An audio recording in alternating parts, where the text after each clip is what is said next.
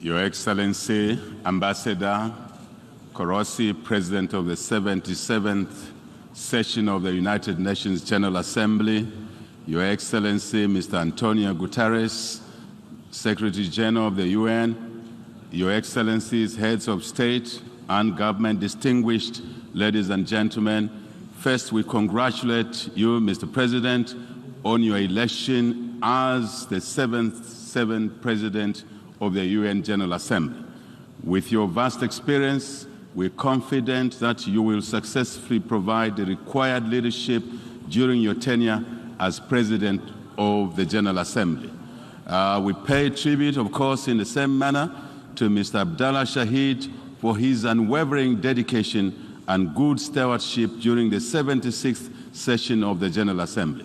Mr. President, Your Excellencies, we meet here at a very difficult time, a time when global challenges have not only multiplied, but have become more complex. Such challenges include the COVID-19 pandemic, the climate change, the war in Ukraine, and the associated effects of the supply chain disruptions, food insecurity around the world, the high commodity and energy prices, as well as the overall high cost of living, which have cast a dark shadow on the attainment of the SDGs on our continent. The risk and the world. The risk of reversal in the hard-won developmental gains is ever so real. COVID-19 unmasks the global inequalities which stretch well beyond income and political boundaries, as evidenced through the varied access to vaccines. The risk of further inequality is also real, especially for us developing countries which have inadequate capacity to adapt and mitigate the effects of climate change, despite our insignificant carbon footprint, sadly so. This is truly a defining moment of our time where collective efforts must be channeled to address the numerous challenges that we face. Mr. President, it is why Zambia welcomes the challenge on building our common agenda and endorsed the call to convene the summit for the future. We call for the attainment of a pact for the future that underwrites a new form of multilateralism in our world, one where major challenges are faced together in solidarity within a context of revitalized international order that is rules-based, number one, number two, fair and inclusive, number three, with the United Nations at the center of it all. As a country with the 2/3 of our population below the age of 25, the outlook on the future and emphasis on intergenerational equity is so important to us. Our government seeks to harness this democratic dividend by investing in its youthful population and energetic members of our population for a better future. We therefore support the establishment of the UN Youth Office at the UN here. This should encourage meaningful youth engagement in diverse ways, such as in political representation, access to lifelong skills training and education, support to youth innovation, and indeed entrepreneurship, decision-making, and all the spheres of life, including climate change and environmental protection. Mr. President, in spite of the steady progress made towards curbing the COVID-19 pandemic, we still need to remain vigilant to guard against the possibility of its resurgence. We have all experienced the negative impact of the pandemic, particularly the loss of millions of our loved ones, lives across the world, disruption in social economic activities. As the world continues to recover from this pandemic, it is therefore necessary to find lasting solutions, including investment in resilient health systems that will respond to future pandemics of the likes that we have witnessed with the COVID-19, just amongst others. This entails the establishment of a versatile international public health regime that will be devoid of hoarding vaccines and related technologies to guarantee rapid deployment of supplies, indeed from a global reserve to tackle future pandemics. Mr. President, the re-emergence of polio in our world is of great concern, and as such, Zambia is participating in supplementary immunization activities along with a number of countries in our region in order to prevent and halt the spread of wild poliovirus type 1. This is in addition to ongoing activities to fight other vaccine-preventable diseases such as what? Measles, as well as to strengthen our routine immunization and maintain essential health services for maternal and child health. As the Globe Cholera Control Champion, and many thanks to the WHO who gave us this opportunity to serve in this role, our fight against cholera must continue with vigor, relentlessly with vigor. We also need to remain alert to any possible outbreaks of monkeypox, Ebola virus, and indeed other threats in our world. The international community must work together to address the growing threat to environmental, human, and animal health resulting from antimicrobial resistance, commonly referred to as drug resistance. Drug resistance, bacterial infections continue to cause millions of deaths where, for example, in particular, sub-Saharan Africa has the greatest burden of resistance bacterial infections, accounting for a greater proportion of deaths in our regions. This calls for greater control systems in access to antimicrobial medicines for both human and animal use. I shall now focus on other areas of interest. Economic performance. Mr. President, the Ukraine crisis has hampered the recovery that was slowly taking hold, particularly in the developing world, where large sections of our society remain in extreme poverty and the inequalities widen by the day. With the attainment of the SDGs off track, countries must intensify national consultative processes and stakeholder engagements and renew commitments to poverty reduction, tackle energy poverty, support debt restructuring, and enhance access to concessional finance, very important to our own development agendas in our individual countries. On our part, we hereby indicate in this regard our intention to present our second voluntary national review in July 2023 to highlight Zambia's progress towards sustainable development goals, achievement of. Despite the challenges in the external environment, we are resolved to rebuild the Zambian economy, and this resolve remains strong ever before.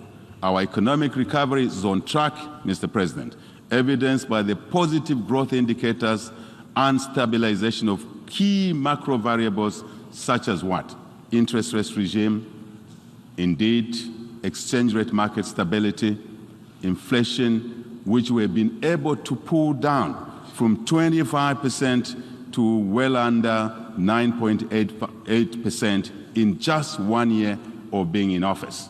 Mr. President, Zambia is on a path of growth from the economic contraction that we experienced in the past, which was somewhere in the region of -2%, and to GDP estimated now just under a year to grow at about 3%. When you add -2 and 3% growth, it means we've grown by about 5% in the last 12 months. This is something that has been difficult to achieve, but with a lot of hard work, we've been able to do it. But we want to do more. Effectively, in terms of social economic benefits, our commitment to providing equal opportunities, especially for the young people, has been demonstrated by the introduction of free primary and secondary education, as we believe that education is the best equalizer. Education is the best investment. Education is the best inheritance without doubt. Consistent with our pledge to invest in human capital, we have recruited over 30,000 teachers, 11,000 health workers in 2022 alone. We are decentralizing, Mr. President, our service delivery and have increased the allocation of Constituency Development Fund by over 1,000 percentage points in our first budget in office, just the beginning. Expenditure of these funds at community level is meant to ensure inclusive and sustainable economic growth that will support SME development and employment creation across all our 10 provinces, 156 constituencies in our country. I'm pleased to note that we have reached, in principle, agreement with our creditors under the common framework to restructure the national debt which we inherited, and have effectively concluded an IMF deal based on our more important homegrown economic transformation plan. We say many thanks to the International Monetary Fund, to the World Bank, and basically the UN system and other cooperating partners for your support. Climate change. Mr. President, the adverse effects of climate change have continued to ravage our planet. In addressing the emerging global crisis on climate change, allow me to cite a situation in Zambia where recently one-half of our country experienced total crop failure due to extreme drought, and another half of our country experienced floods in one season. This is obviously not normal. Climate change, negative effects. Such extreme weather events are a timely reminder of the grave consequences of climate change. We therefore need robust solutions and cohesion in our approach at the global and regional levels to address effects of climate change, without doubt. As chair of the African Group of Negotiators on Climate Change, Mr. President, Zambia calls for enhanced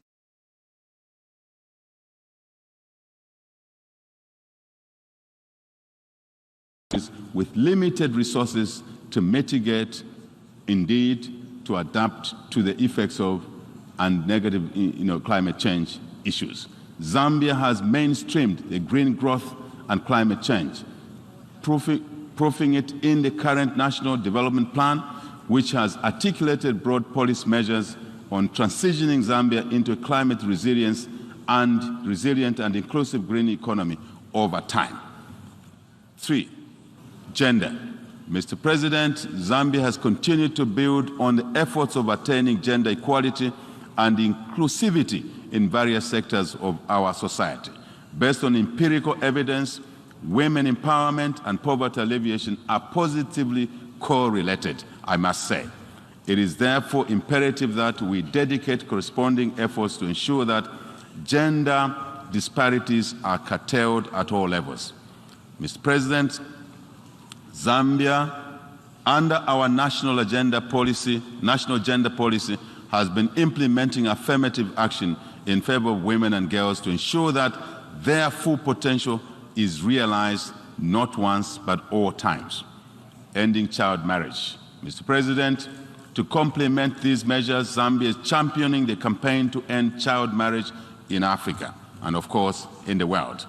In the same vein, we are proud to inform this Assembly that this morning, Zambia, Canada, and other cooperating partners held a side event to galvanize support and review commitment from the international community towards ending child early forced marriages.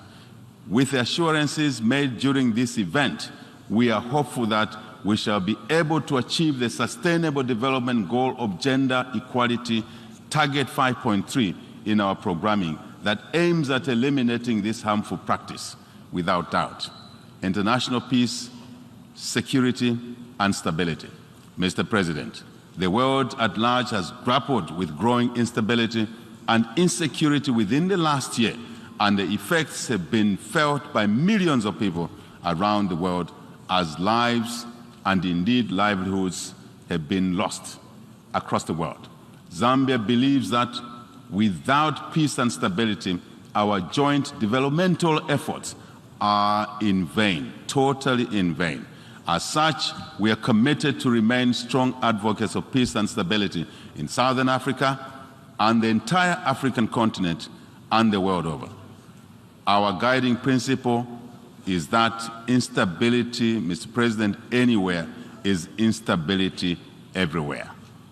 This reminds us that ending war and conflict is not only the responsibility of those that are directly involved in the conflict, but it's a shared obligation of every global citizen and indeed every nation. I mean all of us without exception, Mr. President. We cannot afford to allow instability to derail our programs, noble programs to better the lives of our people. We therefore take this matter seriously and shall continue to actively participate in efforts to restore peace in all the troubled regions of our global village. As the incoming chair of the SADC organ on politics, defense, security cooperation, Zambia prioritized the restoration of peace and stability in our own country, to start with, and the region. As it is said, Mr. President, charity begins at home. At the continental level, Zambia remains engaged and committed to the efforts of the African Union, the United Nations in promoting peace in various conflict areas around our global world, our global community.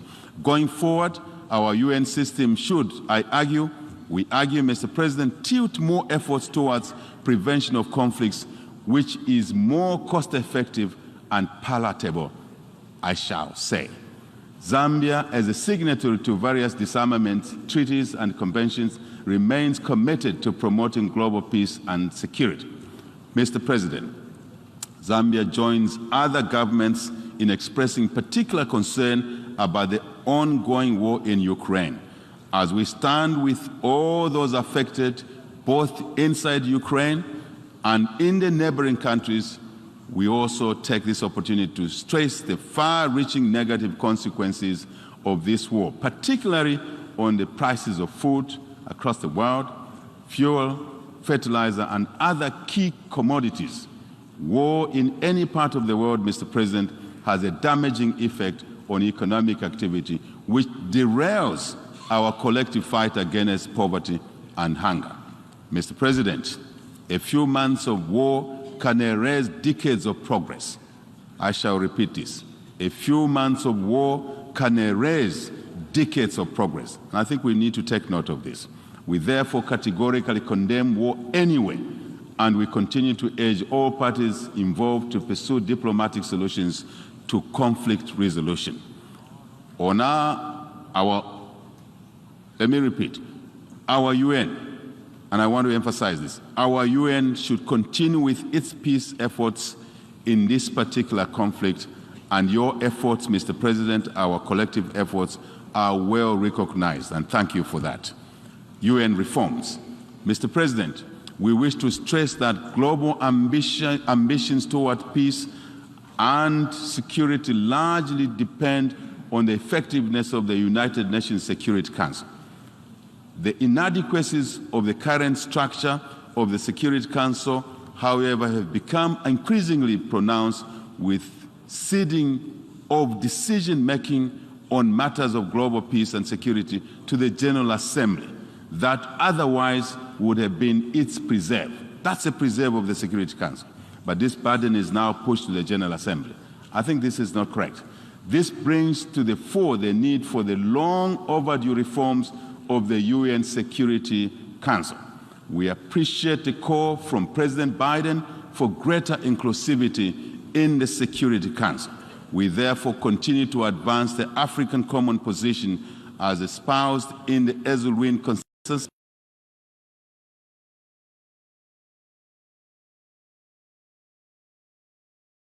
of our UN Security Council. In conclusion, Mr. President,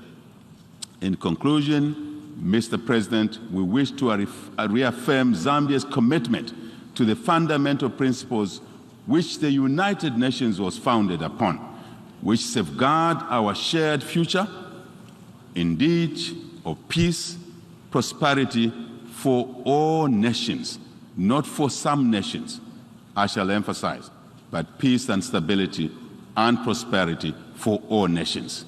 Mr. President, I thank you for your kind attention. On behalf of the Assembly, I wish to thank the President of the Republic of Zambia for the statement just made, and I request protocol to escort His Excellency. The Assembly will hear an address by His Excellency Angie Rajoelina, President of the Republic of Madagascar. I request protocol to escort His Excellency.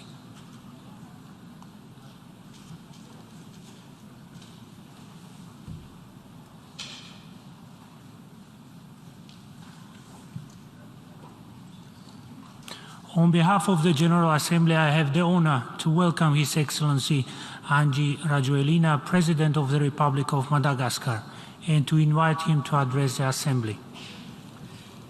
Monsieur le Président de l'Assemblée générale, Assembly, Monsieur le Secrétaire général des Nations Unies, Excellences, Mesdames et Messieurs les chefs d'État et de gouvernement, Mesdames et Messieurs les délégués, toute classe et toute kvav, Mesdames et Messieurs, honorables assistants.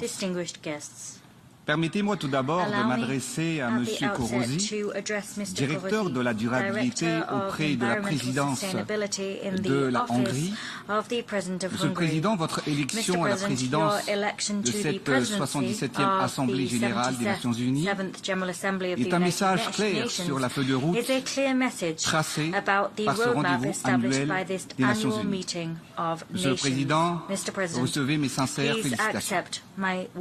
Monsieur le Secrétaire général, je vous adresse ma profonde reconnaissance pour vos engagements continus et votre dévouement dans le leadership dont vous faites preuve à diriger cette organisation que sont les Nations Unies.